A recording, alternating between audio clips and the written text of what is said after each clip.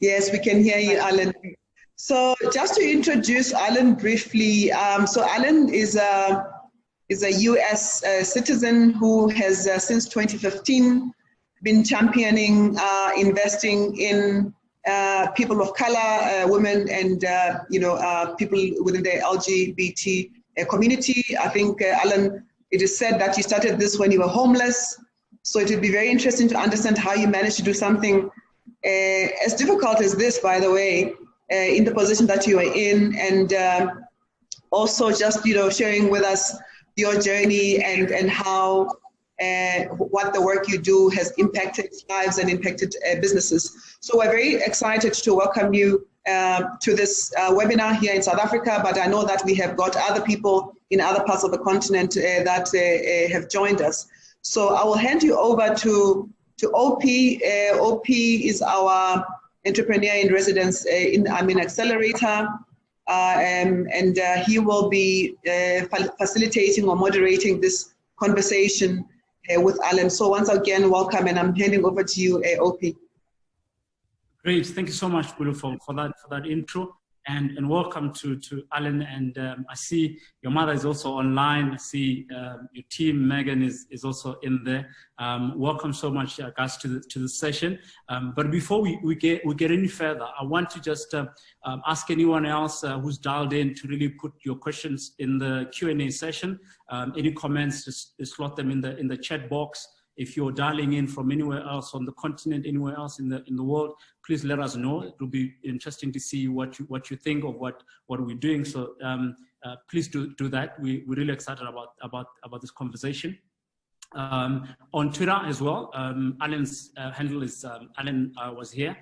We are at I'm in Accelerator. Hashtag is Allan was here. I'm in inclusion. Please use that. The conversation. Let's get it going. It's an important conversation. So without any further ado, I'm truly excited. I saw you first time. I went to Silicon Valley at the Startup Grant conference. I checked all the way from Detroit bus chain until I got there. So I want to just start by asking you because I don't want to take the assumption that everybody else knows the amazing, incredible work that you're doing with your team at Backstage Capital. I want to just, start by saying, what is your story? What are you about? Just also to, bring everybody else into the amazing work that you guys are doing at Backstage Capital, and you as Allan as well. Well, it's good to see you again. And yeah, I mean, that's a big question.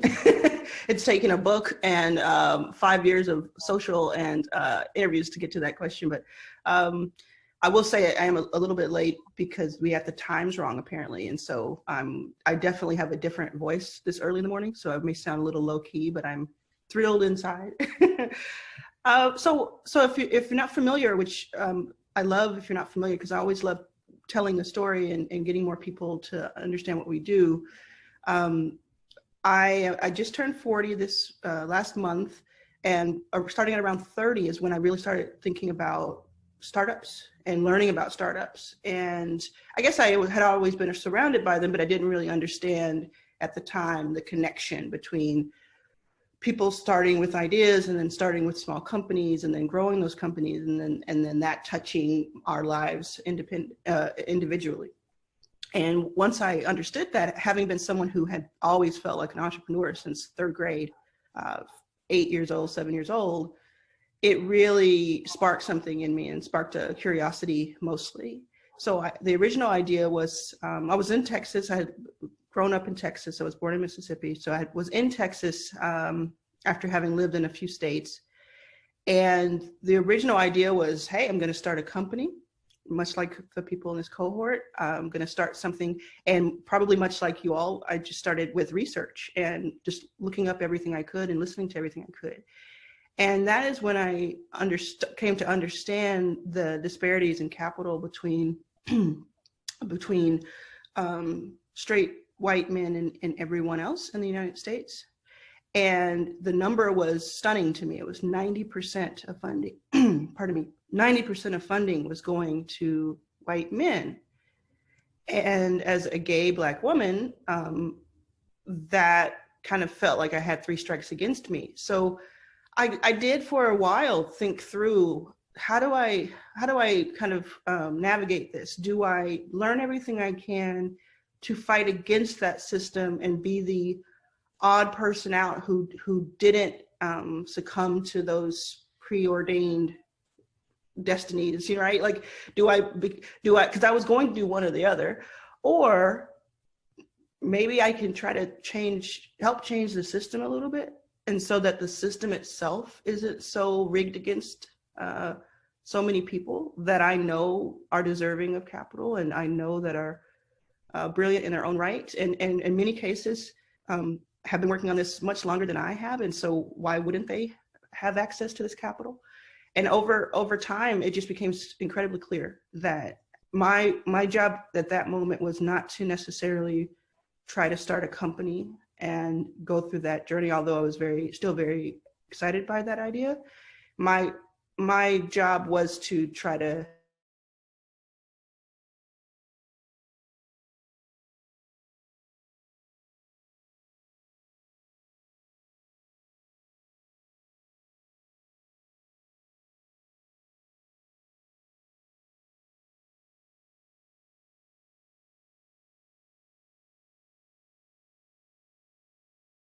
experienced various levels of housing insecurity, food insecurity that had predated that epiphany that I had, but it definitely got worse and worse over time, just because the older I got, the less I felt, the less you can make it sort of your youth, and you're just trying to make it, you're trying to hustle in your youth. It was more like, I've got to figure something out.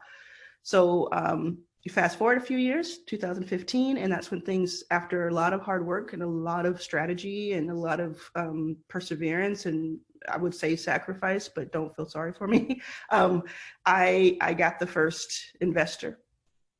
And the first investor, I had always known that if I got that first yes from someone to help me invest in other people, then there would be no stopping me. So that's the journey I've been on since that September 15th moment, 2015.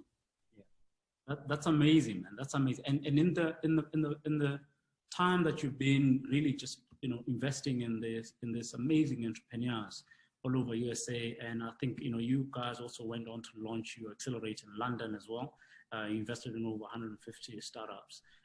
What has been your experience or your learnings or your observations?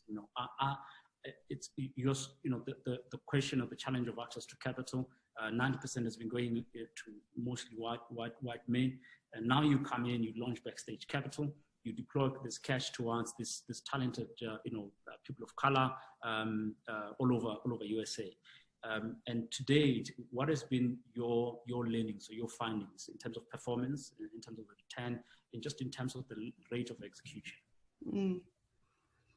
I mean, I'm still learning so much all the time, and the 150 companies comes from, it's 2% of what we've seen. So thousands and thousands of companies from all over the world, mainly in the United States for now, but that is not limited. We have no limitations there, which is always good in my view.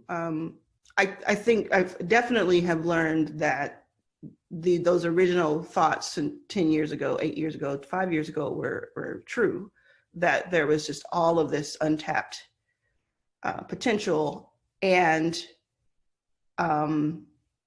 I mean, I think to me, it goes without saying that the companies that are started by underrepresented founders, depending on where you are, maybe they're not underrepresented, they're underestimated in this case, really, in the case of different countries in Africa. The idea that they are set to perform, if not as good, if not better, then certainly as well as other companies started by more traditional, quote unquote, like everything is in air quotes right now, like traditional and under all of that. That was just proven to me over and over and over and over again. I think the thing that surprised me was just the volume that we would see. I knew that there were out there, that we were out there. Yeah. And I knew that we were out there in numbers strong enough that I would dedicate my entire life to investing and finding certain companies, but just the sheer volume of companies that were already out there are the ones who were inspired to start companies. It just really proves out that there's no one who corners the market on, like, there's no group of people. White men, for instance, don't corner the market on fresh ideas and lucrative ideas and executing on those ideas, because I could really live off of the fat of the land of the current portfolio that we have for the rest of my life without ever looking for another company. So it's, and a lot of those companies that are in our portfolio were not taken seriously a couple of years ago or a few years ago, or were not even seen a few years ago. And then it took a handful of investors, yes, but also mentors and advisors and just the founders themselves, just and the stakeholders, employees, et cetera, just really breaking through the noise and breaking through pre-expectations. And so it's just been reinforced over and over, day after day, reinforced of just how brilliant and potentially lucrative, and I guess not even potentially anymore, just lucrative in many ways that these companies are. And I mean, would you think with that amount of opportunities or talent, just 2% of what you've seen, you are saying in that portfolio is strong enough for you to just live off it, right? Now we're seeing a couple of things. A lot of founders or entrepreneurs in the US are seeing also Africa as an expansion market, right? So there's that one lever of what the trend that we're seeing. But we're also seeing a lot of the guys that are beginning to collaborate with founders in African countries, right? But we're also seeing the third trend of US investors, now starting to look for talent in Africa. We see the more of our entrepreneurs starting to get into Y Combinator, and so forth. So combining the two, do you think, and I don't want to put you on the spot here, combining the two, do you think, one, it's fair to expect you to say, hey, Allan, we resonate with your thesis, would you want to be interested in investing in African startups or opportunities that you're seeing, and those that you're seeing, would you be excited about it? I mean, 4 weeks ago, we saw Stripe, buying Paystack in Nigeria for 200 million. So I think what's on everybody's, kind of mind is, would Allan want to sign a check for opportunities in Africa, right? And if so, why? Which ones are really just, you're excited about? Yeah, let me write something down. Just so I can, because it's multi-layer. So there's a lot to that question, and I'm gonna answer all of it because I think it's all important. So let me start by saying that when we decided to do our our accelerator, because I know this is a pre-accelerator, we started to do our accelerator. And we announced it in 2018 fall, and we launched it the early spring of 2019, last year. We were asked to go, everywhere there is in the U.S., and that's where I live, that's where I was raised. There's so much untapped here that gets overlooked so often. And again, I could live off the fat of that land for the rest of my life. I could show up in Detroit or Atlanta or Dallas and live off of that and never get to all the companies. And so I think that's really important to understand. It's also important to understand that. So when we were thinking about the 4 cities that we're going to go into, it was really important to me that we did our best with our limited resources to expand where we could. So I ended up meeting with a few people in London, and we decided that London would be the first international city in our accelerator. Again, I can't stress to you the limited resources we had. A lot of it came out of my own pocket. So we weren't sitting there saying, well, let's see where we go next. So it was very specific. Now, 5 companies were invested in London. All 5 companies are either first or second generation African-born founders. And to me, I just thought that was really awesome and really interesting. And I learned a little bit from that. And we have a accelerator. We have a syndicate, investing syndicate. And we did our first 10 deals from June to now. And we were looking over these deals, and I noticed that in our portfolio, the companies that made it to our syndicate, so we already invested in them once, and then we're doing follow-on in our syndicate, almost more than half of those founders are either first or second generation African born. And the company that you referenced that had their exit a couple of weeks ago, or that was announced a couple of weeks ago, I am an investor in one of the main funds that seeded that company, because two and a half years ago, an investor came to me, a Black woman named Maya, who people may know at Ingressive Capital. She came to me and kind of asked about funds and how they work and everything, and she had such a great thesis. And you talk about Y Combinator, bridging African companies to Y Combinator, Techstars, et cetera, was part of her thesis. So I thought it was brilliant. So that's all to say a couple things. One is, like I said before, we have no limitations on where we invest, like where we can invest. Would have been really easy to say in our documents, we only invest in the United States, or we only invest in these, Canada and the United States. We would have been really easy to do that, so that the pressure that is put upon us from all corners of the earth, because everybody has a good pitch, right? Then those pressures would be easy to push back on. But that's not what we wanted to do. So we have the legal ability to invest all throughout Africa. I have the desire to, and we certainly have the desire to. We have been talking to companies in Africa for more than 2 years, and very much so this year. It's very likely that you will see companies invested in from Africa, from us, very soon. Yeah. I just have to caution everyone, the same way I had to do in the United States for the first 3 or 4 years, just caution everyone that we can't be the only people kind of expected to do that. 150 companies in 5 years to sort of inspire people like Maya to start funds in Africa, and to start funds in India, and to start funds in all parts of the earth, right? So I know that I'm saying a lot about it, but I just really want to set that expectation that it's almost like you saying, hey, will you promise to, or will you please kind of say you'll invest in Chicago? With every fiber of my being, I want to. Let's see about LPs. Let's talk to the LPs. Let's talk to the crowd. Let's talk to other funds who have 10 times the amount of capital that we have.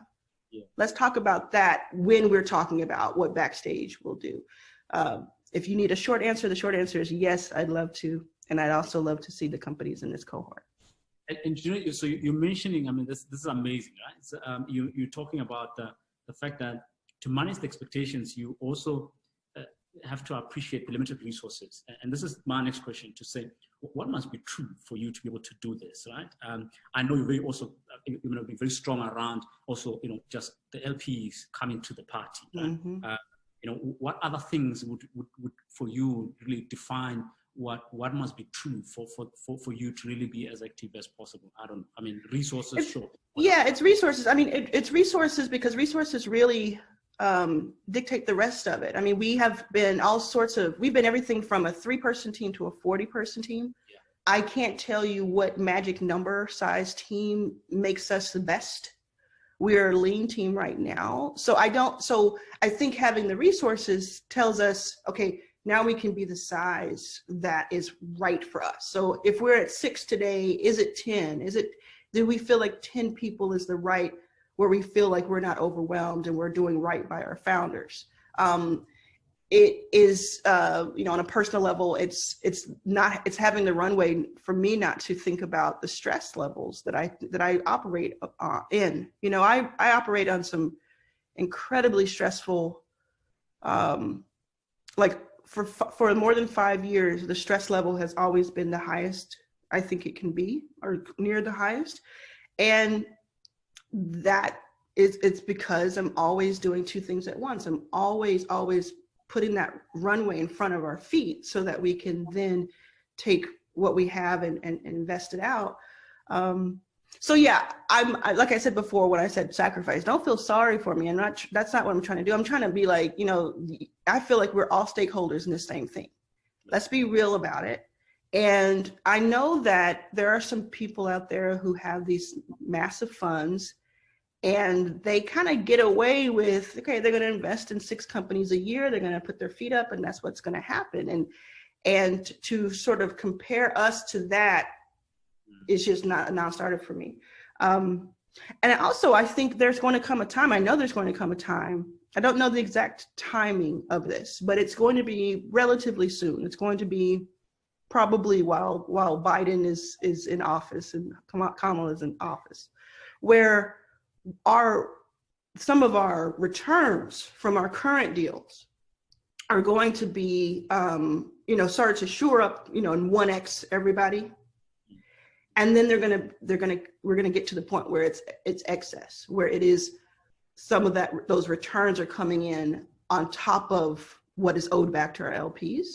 And what I do with capital, anytime I get it, no matter if it's from my book, if it's from anything but my salary, I use my salary to pay the bills, right? My own bills. But anything else, what I do is I reinvest that in a lot of ways. And so if you said, what will it take? Yes, it will probably take LPs coming up to the bat, but I'm not really counting on them. It will take the crowd, which is really awesome. Our syndicate has been amazing. So people who can investing in that. But then it's going to take this kind of bigger vision that I've had, which is I become personally very, very wealthy. And then I decide, you know, I'm not waiting on anybody else. And that is reinvested. And that's when a lot can happen. So we're a few years into that. We're kind of on the cusp of that. So that's when things get a little interesting. Oh, that's lovely. I hope the crowd has had that, you know, the message, kind of align your expectations, guys. Before I jump into the questions that the forum has really been throwing for you to really just try and indulge them. There's this question, I think, and for the most part, it's really just to help kind of, you know, the entrepreneurs figure out what are some of the things that investors are really looking for. And here I'm particularly looking, you know, for your preferences, your thesis. So, you know, what are you looking for? You're looking for, you know, consumer businesses? Are you looking for, you know, retail? What are you looking for? You're looking for SaaS enterprise solutions? What are some of the things that you really are excited about as an investor?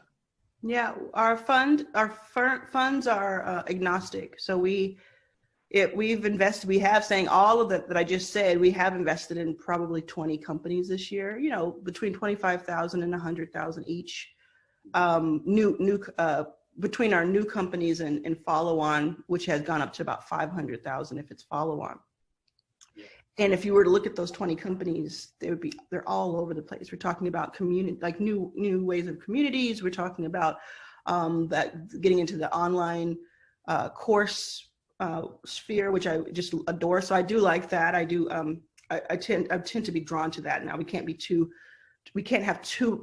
exposed there, but we have about 3 investments in that space, in the online course space, as long as it's really unique and interesting, and we feel like it can scale on its own. And so personally, what I'm looking for, so the main answer is we are agnostic. So we will look at anything. If you look at our 150 companies, it's almost evenly split between consumer versus enterprise.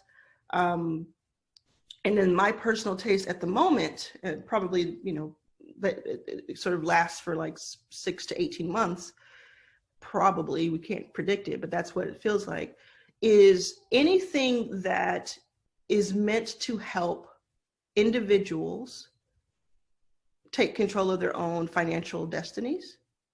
And what that really means to me is like companies that are built to create entrepreneurs, to help maintain entrepreneur, like retain entrepreneurs. That's why these online courses are so exciting to me. The online course platforms and other types of products like in that vein.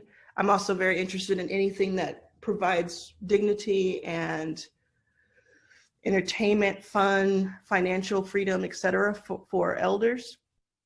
That to me probably means 60 plus. There are a lot of years. We're living much, pardon me, we're living much longer than we used to. And I feel like sometimes somebody hits 65 and we just sort of forget to try to reach them. Unless we're hyper conservative or very specific products. So I'm looking for things that are a little bit what you wouldn't expect, from that. So that would be interesting to see.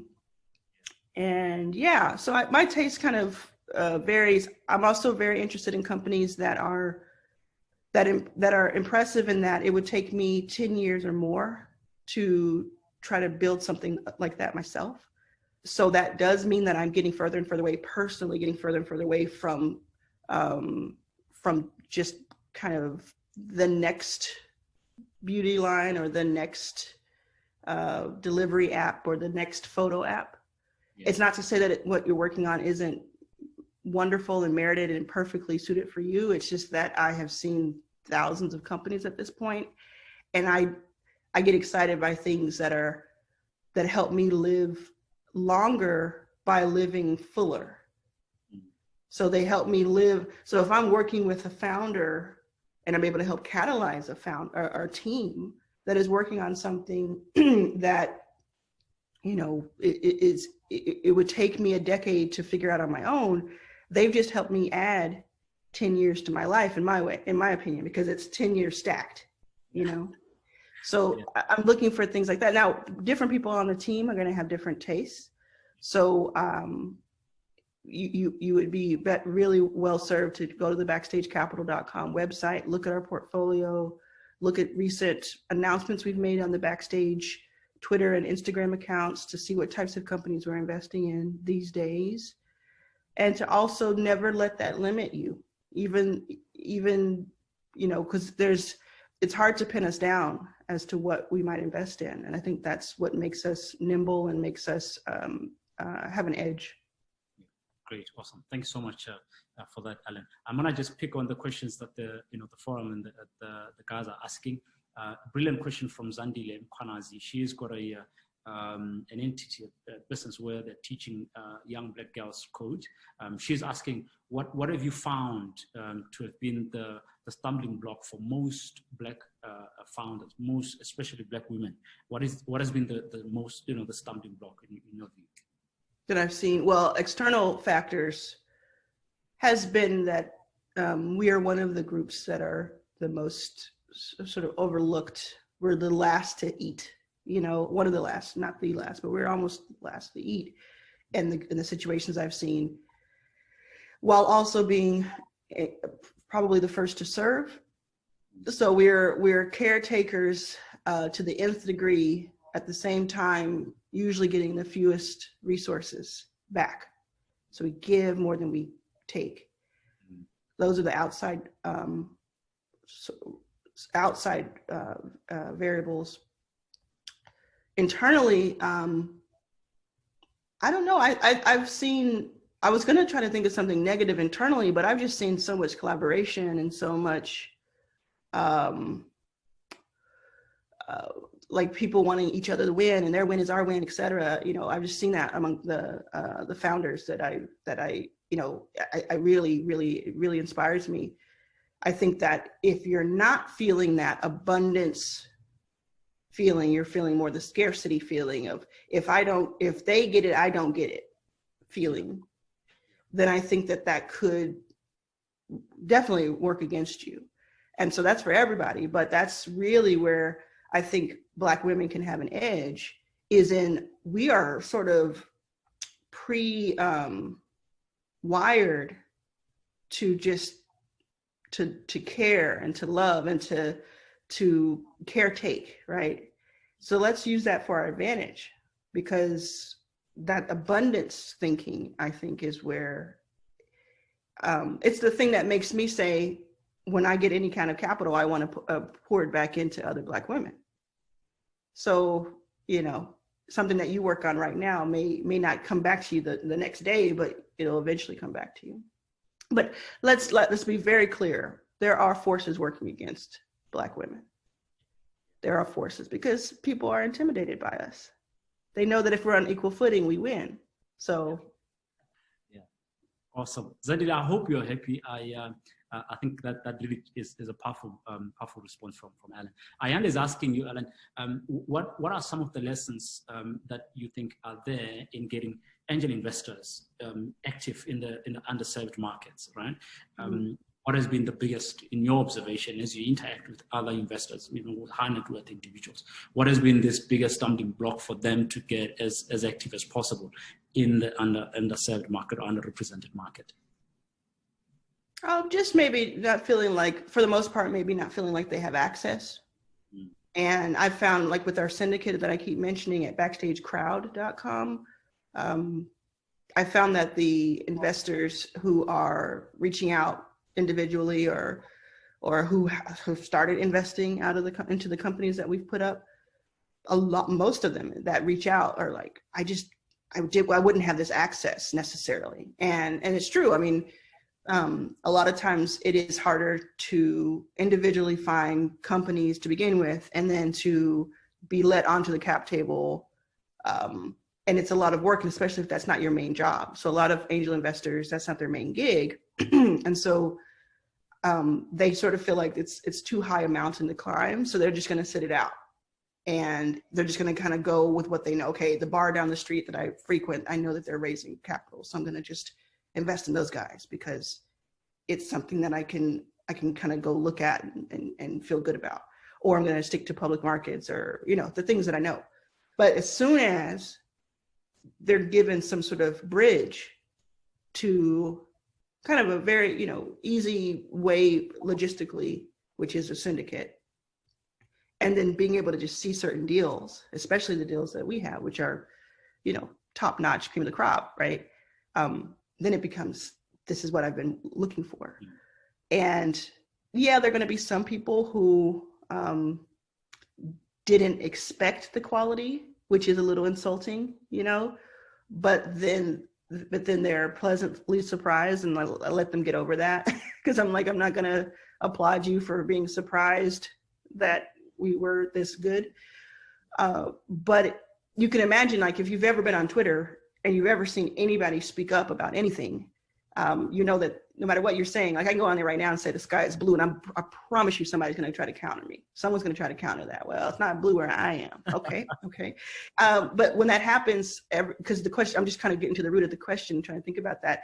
You know, sometimes the angel who is overrepresented will step out a little bit, try to step into the barbecue a little bit. Like, oh, I wasn't invited, but I'm gonna step in. I want to see what they're doing. Oh, I like this music. And then somebody's like, why are you here? And then they run off, right? So that's what I mean by, like, it's almost like some investors are there and willing, and I talk to hundreds of them every month, I would say, there and willing, but they whether it's true or not, and I kind of think it's true, they feel like they do need some sort of like buddy to come in with them to say it's okay for them to be there. Yeah. And so I think the easier that we make it, the demo days, the invites, the making our invites as diverse as we're trying to tell people that they need to be, the easier we can make it for all kinds of people to be part of it and to make it welcoming, that I think more capital is going to flow. And to also be aware that some people are just going to say some stupid stuff and be wrong, and gotta have to have a understanding of what you weed out and what you leave in to be nourished and grow. And I mean, connected to this point, there's a question that Marlon Parker is asking here. again, the work that you've done is phenomenal, and it has inspired many people, the entrepreneurs, even future, investors that want to go on and raise funds. And one of the questions he's asking is that, what would be that one piece of advice you give anyone else who's trying to raise a fund that will invest purely in the underrepresented founders? In your experience, what would that be? That advice be? Well, it would be to read my book, and I don't mean that just to promote my book, but it's to, if you only have seen my Instagram posts, or you've only seen, headlines about Monique Woodard or Marlon Nichols or Charles Hudson, and you don't know the stories behind the painstaking, incredibly steep uphill battle of getting every dollar, still to this day for all of us, then you're setting yourself up for a lot of disappointment. So if you learn about it and you know the ins and outs of our stories and you still want to do it, then I think you need to, because there's very few people like that. There are very few people who can look at these stories and see all. You even heard it probably in my tone today.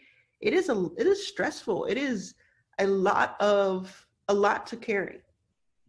And so I went to a Columbia University course to speak a while back, and the course was about venture capital, and everybody in that course, you can imagine, wants to be a venture capitalist, whether they're going to raise their own fund or they're going to start working at another fund.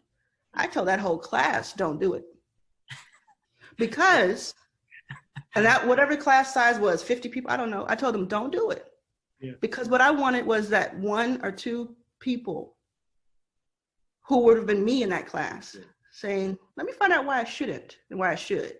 Because if you can be told not to and you don't, you shouldn't be doing it. You hear what I'm saying? Like, it's a little bit, it's not reverse psychology, but it's like, I'm being real with you. This is not for the faint of heart. This is not for the glory. Here's the thing. I will be very, very wealthy because of this, but I won't be very, very wealthy for a long time compared to when I started. I started 10 years ago. So the success you're seeing today and the success you'll continue to see, it's not like it just came out of nowhere. So really know your why and really understand, like, none of that matters. I'm listening to the Barack Obama's book right now. It just came out yesterday, and I'm listening to, it, and he's talking about starting out as a community leader, sort of community organizer, and it's one person at a time, and he's doing this, and he's just kind of taking you through. And then by the time he gets to being a president, I'm like, somebody better give him presidency after all that. I mean, that is not a fun road that he just went on. That is a painstaking road that he just went on. It is not the easy route that some people may think. So I would just caution you.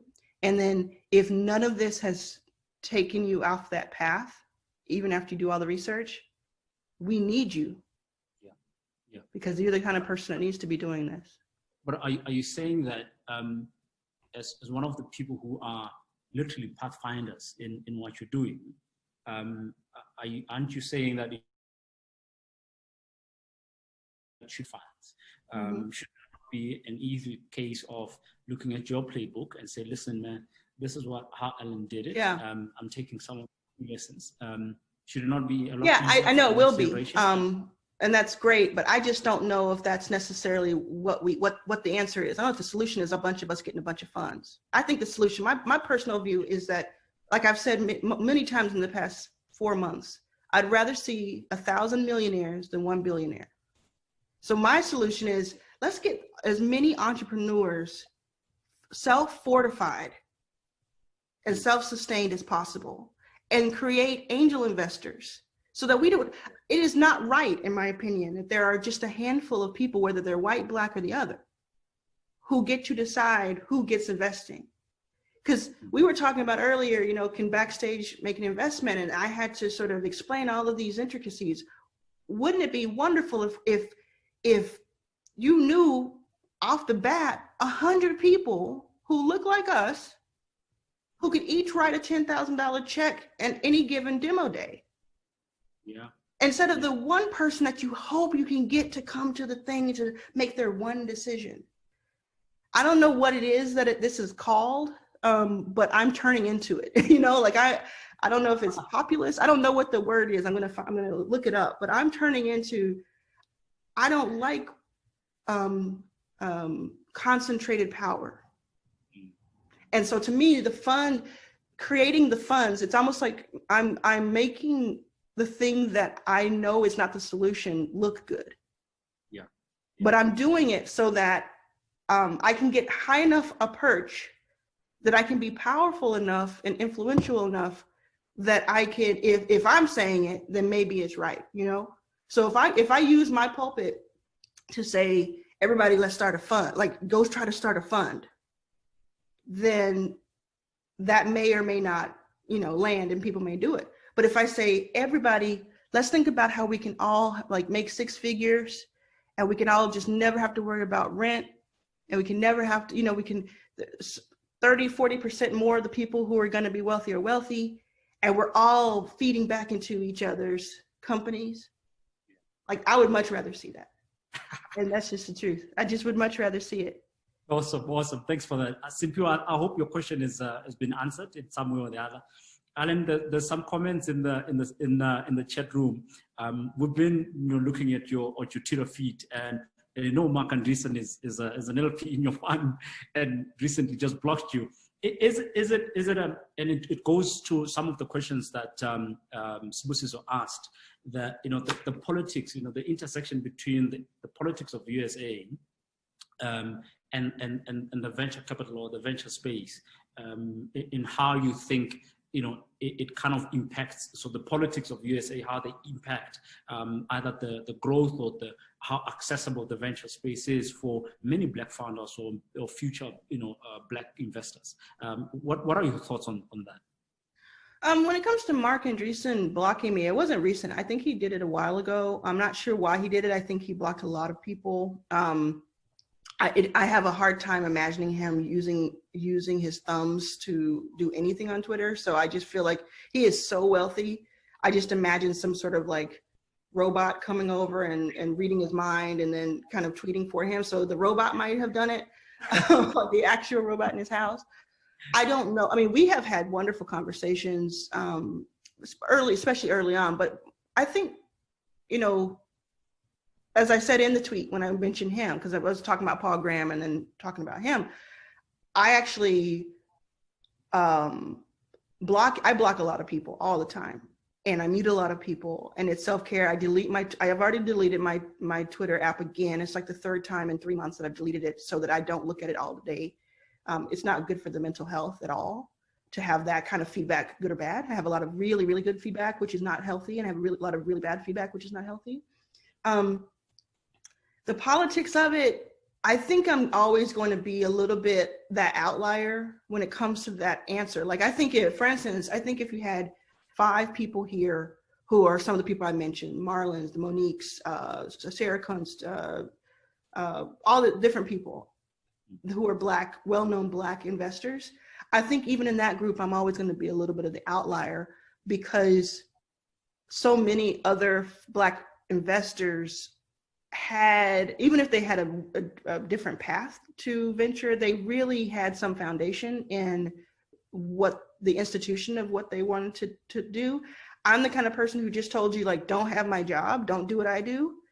I'm the kind of person that's like, you know, let's burn it down. You know, it needs to be new.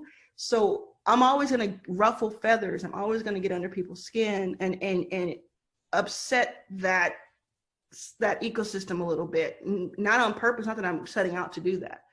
So I know that. I've always felt that my entire life. I've been a very polarizing person, and believe it or not, there's a ton that I filter. There's a ton I don't say, because I do want to make sure that these founders that we've backed and the founders who are watching, I'm not just setting their stuff on fire at the same time. You know, fire doesn't discriminate. So I think the politics of it, like the whole thing with Mark, again, I don't know why he blocked me. I have no idea. I don't even know if he knows he blocked me. So I'm not going to cuss him out. Now, I'll cuss out Paul Graham. Yeah. because as much as people may love Y Combinator, you know, I'm friends with Sam Altman. I'm friendly with Michael Seibel. Yeah. I'm friendly with Justin Kahn. I think Paul Graham's trash. He is. Okay. And what he has to say is trash. Let me put it like that. Yeah. And he put me in a situation where when you saw me at the startup grind, I had security with me. I had security with me because days prior to that, I had said something about a tweet that he said that was misogynistic, or it just very tone deaf. Yeah. His response was then more tone deaf, and his minions attacked me in a way that I haven't felt since I said something about Bernie Sanders one day during the election. It was swift and it was extreme, and it was very, very scary. And I got threats and I got all kinds of things. And I knew I was going to be in his territory days later at Startup Grind. You can't be any closer than right there in the center between Palo Alto and San Francisco. And you know, I'm kind of hard to miss if you know my picture from Twitter. I was terrified. And all he needed to do, was say, hey, we're going to have difference of opinion. Because I didn't cuss him out. I was very respectful. All he needed to say was, we're going to have difference of opinion, but I don't need you all to attack this person when I have a difference of opinion. And you know why I know he could have said that? Because I do it all the time. Yeah, that's true. So I don't have any respect for him. And Mark, I need to understand more about why he blocked me, if he even knows he blocked me, before I go off on him. Happy to. So. He probably doesn't even know. He doesn't even know. I think his robot probably said the algorithm looks like this person is going to come at you at some point. She's a little hot-headed. So she got a trigger finger. So a Twitter trigger finger. So we're going to put her on block. Yeah. We're going to keep it moving. And I think it's a great form of self-care, by the way. If you are wondering about whether or not to block somebody, mute them if you don't want to get into the politics of it, but you don't want to also hear about them. I encourage people to mute me, to block me, to mute other people who may be messing up your vibe. You may not need that, you know? Very true, very true. I've got one last question, and then we're going to wrap up very quickly. It's from Elijah. Elijah is one of the founders that we also work with. He's asking, what's your take on blockchain and smart contracts? I haven't seen you tweet about Bitcoin or any blockchain or anything like that. Do you have thoughts on that? I think we're talking about two different things. Like, I've talked about Bitcoin and cryptocurrencies only to say that I used to say, like 2 years ago, I would say that Black people, and I was mostly kidding, but I was also kind of serious. Like, Black people, at least in the US, need to treat cryptocurrency like LASIK eye surgery. Let some other people do it and experiment with it for a while before we get in there, because, you know, I just saw so many people jumping on it, and I was like, something's going to go wrong there, and we're going to be blamed. And I didn't want that. So it was, just kind of professing my ignorance to it. Now, blockchain itself has so many things, and we have companies in our portfolio that are blockchain enabled and on the blockchain, like Bandwagon and Filament and a few others. We actually did I think a 3-part podcast series on our Bootstrapped VC podcast a couple of years ago about the blockchain companies in our portfolio.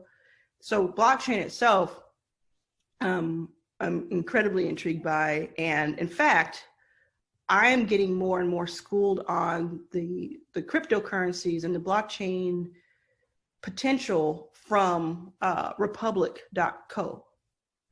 Their Republic note that they did, check that out if you get a chance. To me, it really falls in line with the kind of thinking that I've mentioned today that I have, where it shouldn't be concentrated power and wealth. It should be spread out. And I think the blockchain and on the currency side has that potential. Awesome. Allan, thank you so much for indulging us. I'm going to take this chance and invite Pulu. I think we've answered all the questions. We've answered all the questions. We answered more than the questions. I'm not that answers the question, but I think it's been incredible for everyone that has jumped onto the call. Really appreciate it. And I think I'm excited. I'm looking forward to what the future holds. There's definitely a lot of opportunities. Pulu, I think there's also, it looks like there were some questions in the Q&A. I think we got some of those. So yeah, thanks. so Just want to let you know I saw them. I appreciate you. Is it? Oh, awesome. I've lifted off those questions all in the Q&A. Great. Busiso, Ayanda, Zandile, Elijah, Simpiwe, so we definitely are doing well there. Pulu, we can go on and chat about the scope is quite big, but if you could just please come and close for us. And yeah, it's been lovely, really. Chatting to you, Allan. So thank you so much to you and your team, Megan, Jamie, and your mom in the call as well. Pulu? Thank you so much, OP and Allan. Really, we are very grateful that you made time to come and talk to us, to share your story so generously. And it's amazing how much similarities there are amongst women across, the globe, and amongst Black people in particular, in terms of the challenges that we face. And what I'm really excited about is to see women sort of standing up and saying, if nobody's going to do it, we will do it. Because the importance of the work that you do, the work that we do, is that we have demystified this asset class called Black or women or people within the LGBT space. Because it is when we demystify it that we start attracting the attention of the right people. When we started investing in women in 2008, people thought that we were crazy, there aren't enough good Black women-owned businesses. And now that we have been doing it for almost 13 years, we are now hearing the world talking about gender lens investing as if it's a new phenomenon. And we have been doing it for so long. And it took women standing up for themselves. And I think we need to continue to do that.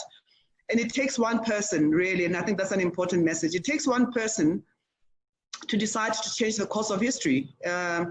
And I think now, you will start seeing, in fact, we're looking at launching an LGBT fund now in South Africa, which would be the first of its kind, precisely because we have championed investing in women, and now everybody's trying to invest in women, and we're now, championing investing in the LGBT community because nobody's doing it.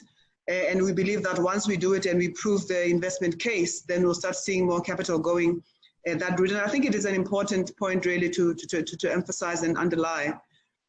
It's interesting, Allan, that we in Africa tend to think that the US has figured it all out and they're doing things well. And it was quite interesting to hear you talk about you could potentially be exceptionally busy just trying to solve the problems that you have there. Yeah, so I think it is important for us to really share these stories and see how we can support each other. And then I'm glad that we've started, hopefully, a relationship that will endure into the future. And Allan, as a way of saying thank you, our team has bought, I believe, 50 copies of your book. Oh, wow. Thank you. Yeah. And we will be issuing it to the women in our pre-accelerator program. When you were coming, when you joined us, I was just explaining that we have launched a pre-accelerator program that is exclusively focusing on investing in women in tech. Yes. So we will be giving some of those copies to them. And of course, we will also be giving copies to some of our audience members who give us the best tweet on the importance of inclusion in the VC space or in the economy, in the entrepreneurship ecosystem, so that we can spread your message as widely as possible. We would also like to thank Allan Gray Orbis for partnering us on this very, very important initiative as part of the Global Entrepreneurship a month, and we hope to have more collaborations in the future. So thank you all once again, and have a good day in your case, Alan.